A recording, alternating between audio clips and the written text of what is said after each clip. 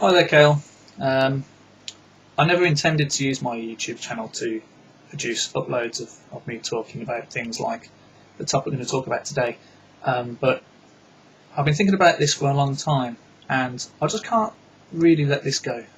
We've talked a lot over email, had some good conversations, and talked about a whole range of subjects. And I was debating for a long time whether I was going to do anything about the video that I originally contacted you about. I've decided I am. I just can't really let this go. In order for human evolution to move from theory to fact, Stop. Kale, you've already made the first fundamental mistake in your first sentiment on the whole video. Scientific theory doesn't grow up to become fact. We still have the theory of gravity. We still have atomic theory. Why haven't these become fact, even though we know if we chuck ourselves off a building, we're going to hit the deck? We know that if we fuse atoms together, we're going to make a very big explosion. It's simply because scientific theory is the pinnacle. It's the Premier League of ideas. To become a scientific theory, you have to have a whole vast plateau of evidence backing up the points that the theory makes. the evolutionist has gone to great measures to find the missing link to man's evolutionary past, even to the point of committing fraud. Gentlemen, may I introduce you to Piltdown Man. Piltdown Man? Seriously? We've known for decades that Piltdown Man was a hoax. And it actually was the community behind evolutionary science that examined it. And yes, it was an embarrassment that it took 40 years to find out. But it was these guys that actually looked at the skull and realised the hoax eventually. And that's the beauty of science. You've always got your colleagues trying to prove you wrong, because that's how they make a name for themselves. Charles Darwin set forth his theory of evolution in the mid-1800s. The effect of his theory on society has been devastating. Social Darwinism has given rise to political and moral ideologies such as eugenics, euthanasia, infanticide, abortion, and genocide. Social Darwinism. What a load of crap. I'm not being funny, Cal, but it's not even a real term outside, as far as I'm aware, creationism. And you talk about things like infanticide, genocide. Good old Yahweh, he knew a thing or two about these sort of subject matters. I mean, for example, he killed everybody on the planet, bar Noah and co. And then even after the time of Noah, you can talk about the extermination of cities and of tribes, usually killing all the male population, including the children, the male children, killing all the female populations, bar the virgins, which is a bit random. But you can sort of half understand why. I don't know, nomads in the desert might want to keep hold of a few thousand virgins and what have you, but that's another topic for another day. The greatest mass murderers in history used Darwin's belief in natural selection to justify the extermination of millions of people.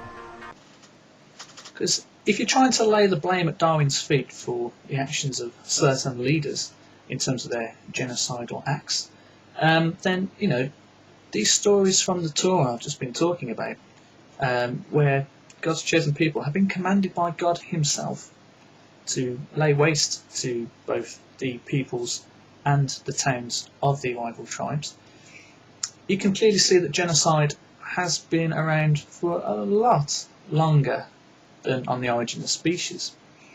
Simply put, social Darwinism is bullshit, and there's a very simple reason why. Darwin is talking about the natural biosphere, how certain species will thrive and how certain species will not thrive, to the point where maybe they might become extinct. Darwin doesn't talk about any particular species making sure that a rival species becomes extinct. If evolution were true, then there would be millions of transitional fossils, yet there are none. Okay, Gail, stop there. It's time for book club. I mean, very simply put, I'm going to introduce you to a recent acquisition of mine. In fact, something I've been after for a little while now, and I've managed to get my hands on a copy. It's called Your Inner Fish by Neil Shubin. And here's a little star of the show. This is Tiktaalik.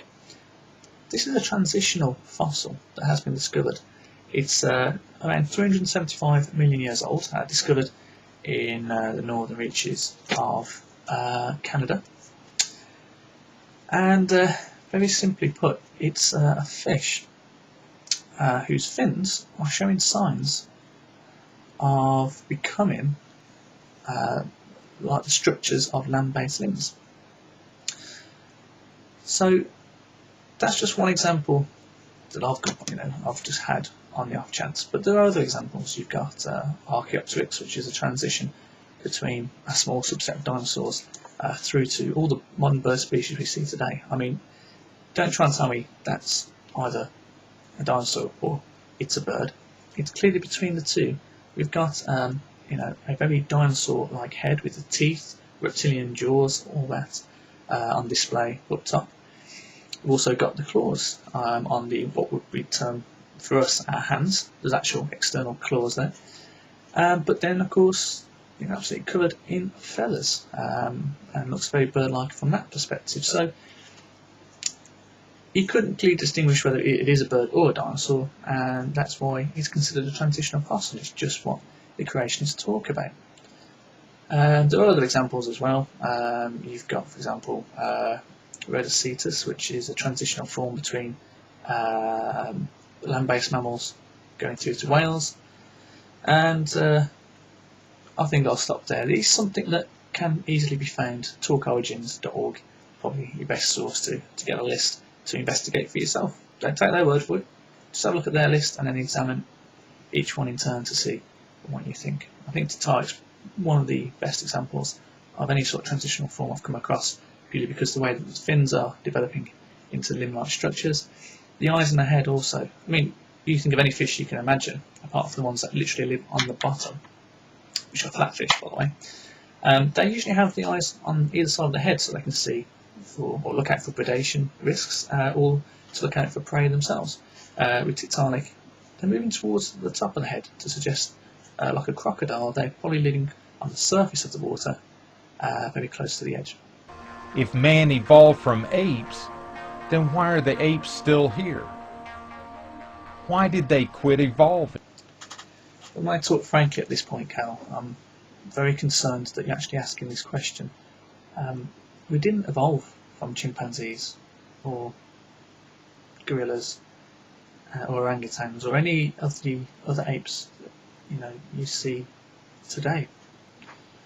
We evolved from one branch of the ape family tree, and that literally makes all the other guys that you see today just our cousins. We share a common ancestor, like you share a common great-great-great-grandmother with somebody who probably still perhaps lives in good old England where I am right now. So yeah, I think concern's the right word.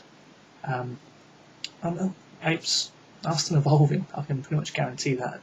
Every time an animal has an offspring, evolution has had an effect, because anytime the DNA from the mother and the father comes together and combines, there will be copy errors, the mutations that go along with that, and the traits from the parents are also passed on. Some are dominant and some are, I think, regressive is the right term. The truth is, evolution is nothing more than a myth designed to lead men away from the truth of the Bible. It wasn't evolution that moved me away from the truth of the Bible, as you put it. It was the inconsistencies in the Bible that moved me away from the truth in the Bible. And that's quite an important point to make at this point. And I'm pretty sure most people who have perhaps moved away from Christianity, at least, would probably share a similar viewpoint. If evolution is false and the Bible is true, God will judge you. I'm quietly confident.